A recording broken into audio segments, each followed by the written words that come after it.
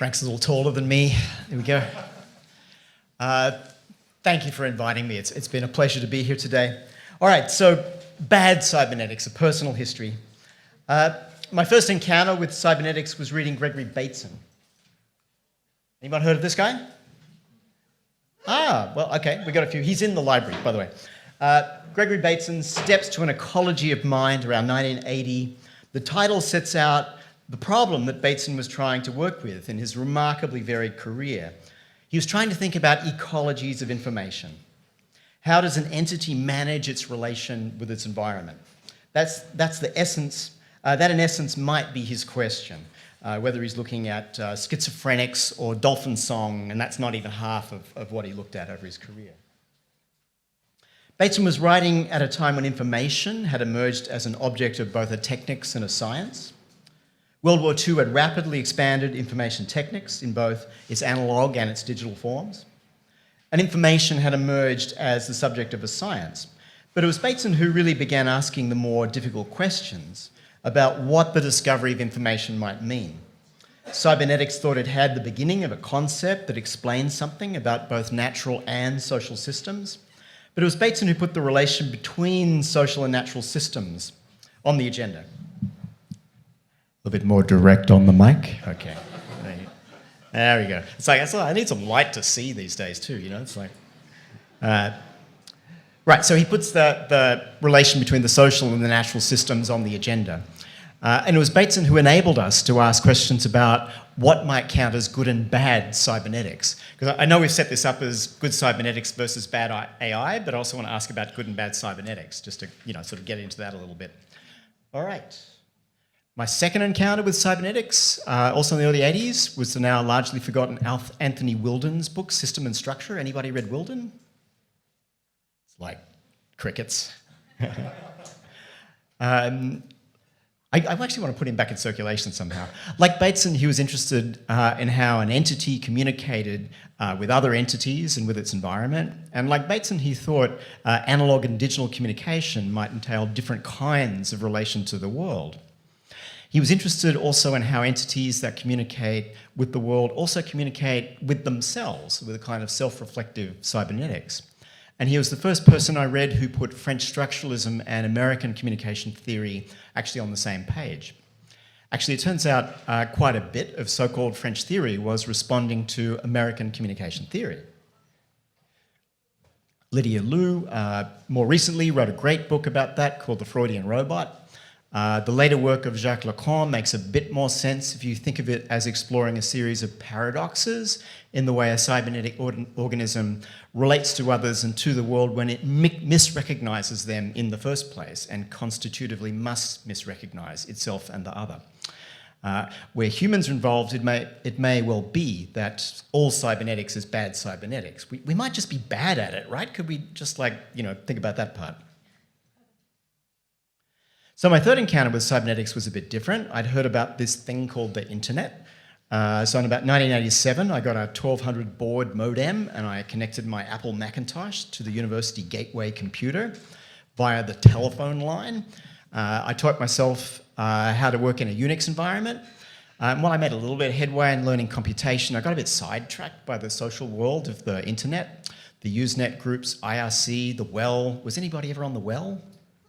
Yes, we have a few Wellians. Awesome. Here, a lot of the social and communicative dynamics we're now so familiar with were already on display. This is why I tell people I've been on Facebook for 30 years. For example, the way positive feedback loops spiral out of control when people argue with each other with only real-time text communication at their disposal. This was sort of well studied already in the 80s. Up to 4, yeah. So a fourth encounter with cybernetics for me, Donna Haraway, famous Cyborg Manifesto, which I actually read in Socialist Review in the 80s. So I found it in this sort of political context, but I read it also in the context of my own life online. And so it wasn't particularly controversial to me. It actually was to people in the political world. It accurately produced the metaphors, the ironic political myths of a world that I kind of knew a bit about. And connected it to worlds I did not know. The labour of women workers in silicon chip factories, at the time actually in Silicon Valley, which are now distributed all over the world. Through the 80s and 90s, I had a lot more cybernetic encounters. There was a whole world of people interested in not just the technical, but the social, cultural, political aspects of computation. Cybernetics functioned as one of the common languages in such disparate groups of people. People like Bateson, who had been writing at the time information was emerging as a technical and social fact. That was one language. People like Bateson were making metaphors that were derived from their particular labours as scientific workers and sharing them. As metaphors, cybernetics has strengths and weaknesses of the kinds of scientific labour from which it's derived. So I think retrospectively we could sort of think back, some of the limits of it as a paradigm had to do with the kind of limits of the kind of work they wanted to do with computation itself. I learned a lot in particular from the world of nettime.org. Were there any nettimers in the room? One? Yeah. Oh, man. It's like, I think I got to write the history of that now. Oh, awesome. Hello, Nettime. I haven't been on it for 5 years, though, but, you know. So I learned a lot from this world, which was basically just a listserv, but actually felt like an avant-garde. It spawned many conversations, books. It was an information network for pioneering works of net art and net activism. It was just one of a series of overlapping networks. That's why I'm having trouble writing a book about it, because it's like, you know, all over the place. They're all trying to piece together a language to think the present, drawn from cybernetics, media theory, philosophy, and from social movements. It brought together writers, artists, activists from Western and Eastern Europe and North America, occasionally from the global South, but that was not strong in the 90s.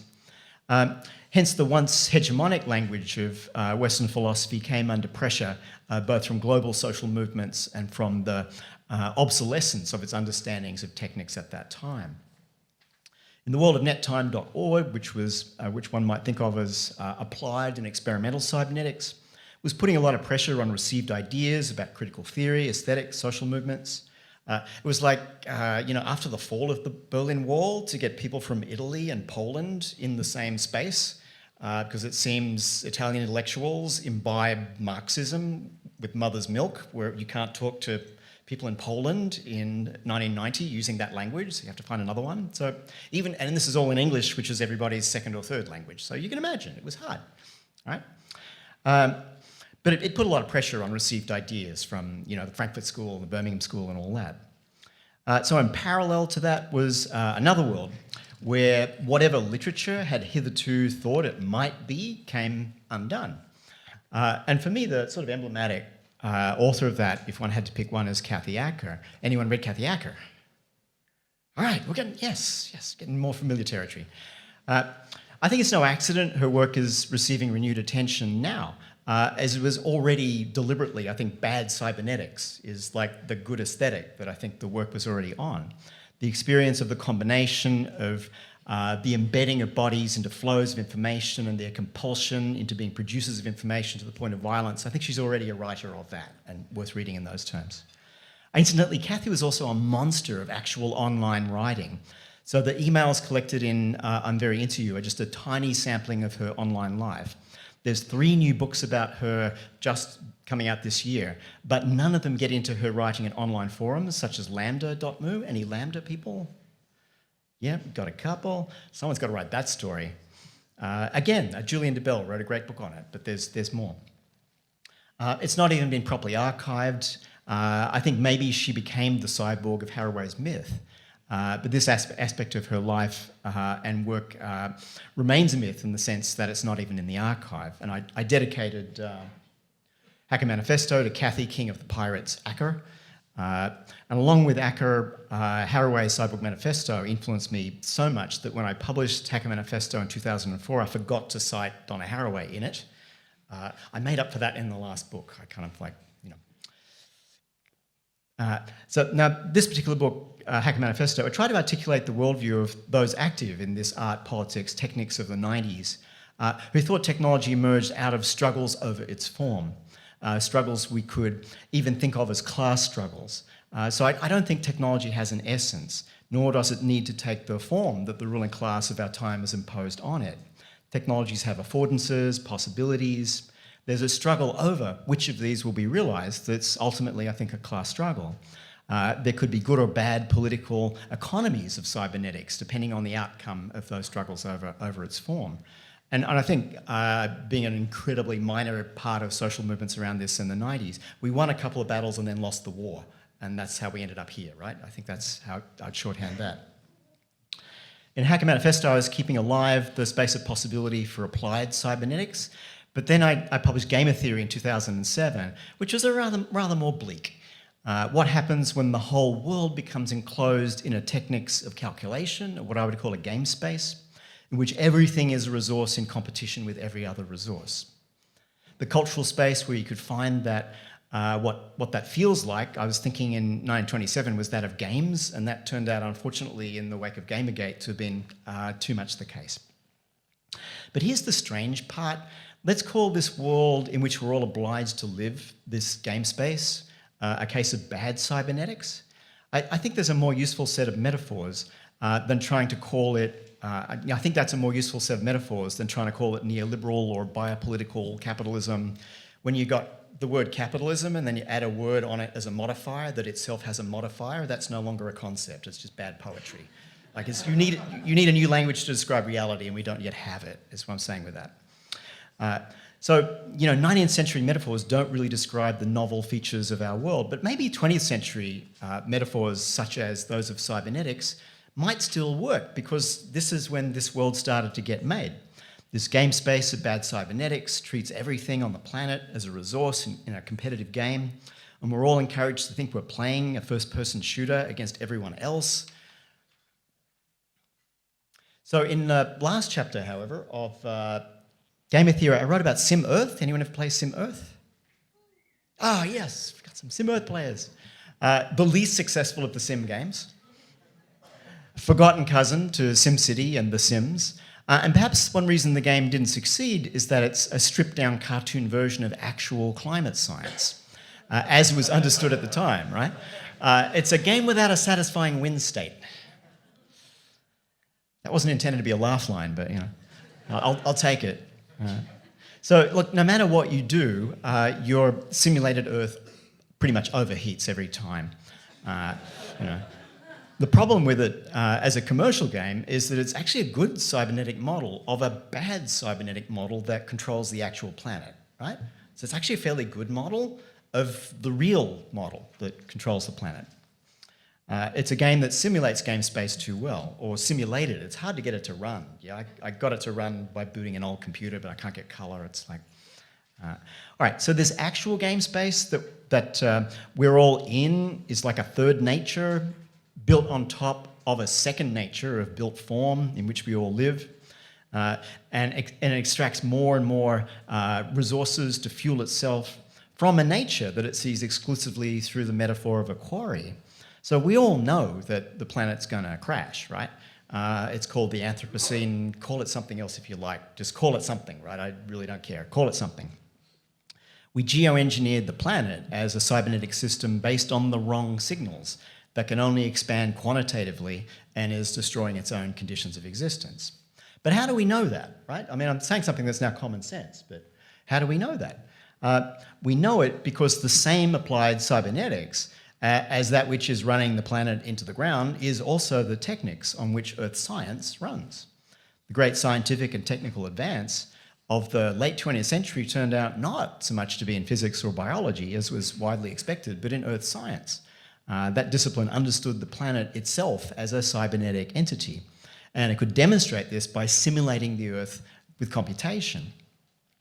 And here I'd like to mention one last personal encounter with cybernetics, the work of Paul Edwards, historian of science and technology, former student of Donna Haraway. I really recommend his book, A Vast Machine. It's a really useful account of how climate science emerged, it must be said, out of military and colonial projects, overcoming various kinds of resistances in the areas of data, metadata, computation and communication, to produce a good cybernetic science, even a simulation of science, about the bad cybernetic architecture on which the planet now runs. So that's a slice through my own sort of personal history with cybernetics, good and bad. In some ways, cybernetics is a bit obsolete as a set of metaphors for thinking natural, technical and social systems. Those systems turn out to be a bit more hairy and chaotic than at least cybernetic theory versions 1 and version 2 were able to do. There's versions 3 and 4 that then start to deal with the limits. So it's a field that advances. The metaphors of cybernetics arose out of the design and control procedures that at the time were relatively discrete systems. Even just in interhuman communication, using emerging platforms, I and many others witnessed such systems spiral out of control or fold and warp and self-generate in surreal patterns, as we now all do, yeah? That's like just Facebook on a regular day or, like whatever you use. And yet the whole planet turns out to be a relatively discrete system that can be modelled quite well in cybernetic terms. The paradox then turns out to be that we have a good cybernetic science about the bad cybernetic non-system that's going to crash the planet.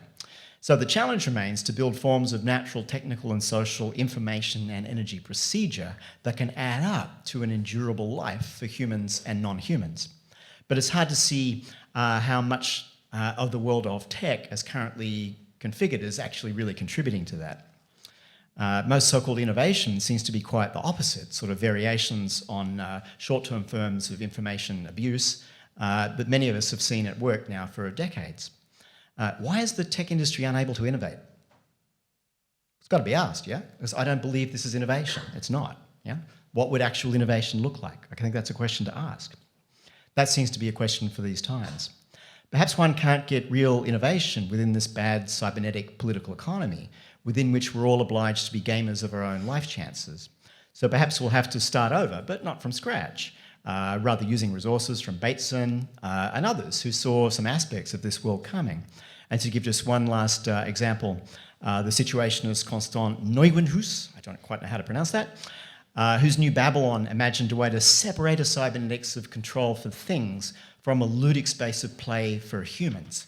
And whether or not that's even possible, but to think the relation between those two things strikes me as one way one could think about what a kind of imaginative cybernetics might do in the 21st century. Thank you.